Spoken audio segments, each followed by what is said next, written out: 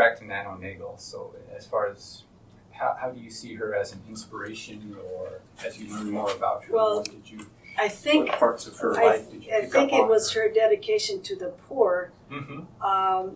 But I think it all started too when the first idea came to me about going into missionary life. I heard went to a couple talks about the poor that we need to work with, Mm-hmm. and so I prepared myself to go to missionary work. I in the meantime, though, I did get my degree in theology Mm-hmm. out of Steubenville University, Ohio, and I did some parish work. Then the people kept entering into my mind of suggesting that I do missionary work. So I do a lot of prayer and discernment about wanting to do that, Mm-hmm. because I'd have to learn Spanish. And I thought, oh Lord, learning Spanish.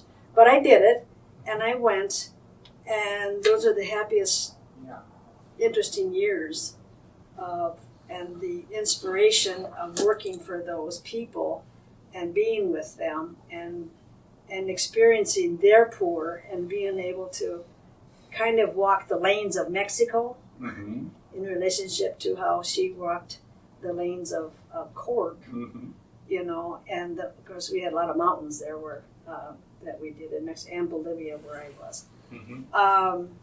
So she became more and more an inspiration, and I remember walking the mountains of Bolivia and Mexico, and I had a mantra, because you had to walk these mountains and they're pretty high stuff, and so I learned to do a mantra, which was Jesus, Mary, Joseph, and Nano, and it was kind of a rhythm, Mm-hmm. and it could get me to the top.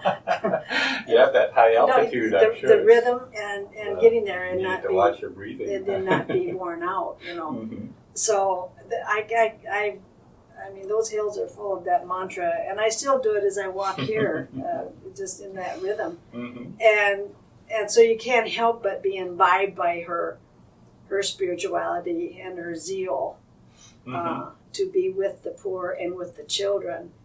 And I think that had a lot to do with me, with what I'm doing right here in Aberdeen. Is I do a lot for the children here.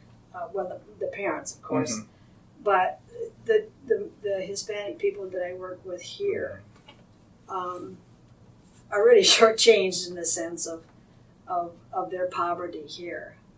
I got one family, I have no idea how they make ends meet, but they don't ask me for financial help.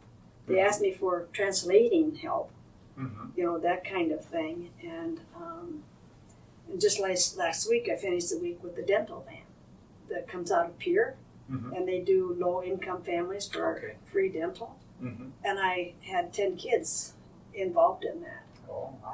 It was a hectic week, but it's these children that need this kind of, I mean, their teeth are really bad up there. They just don't have the wherewith to take care of them up there in the mountains, you know.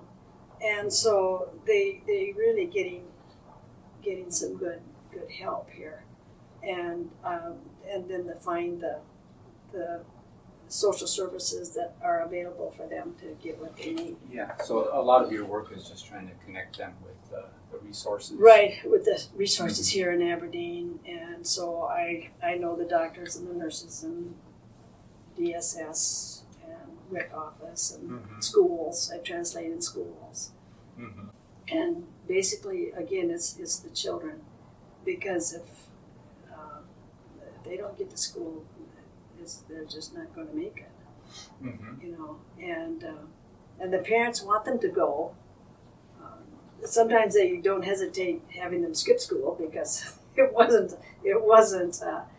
a law or a rule like in their country. They just go when they felt like it. Well, here you can't do that, and so they have to learn some of those kinds of things. But they're pretty smart kids. Mm-hmm. See, they're learning English, Right, yeah. It's amazing. as well as the subject matter, Mm-hmm. you know.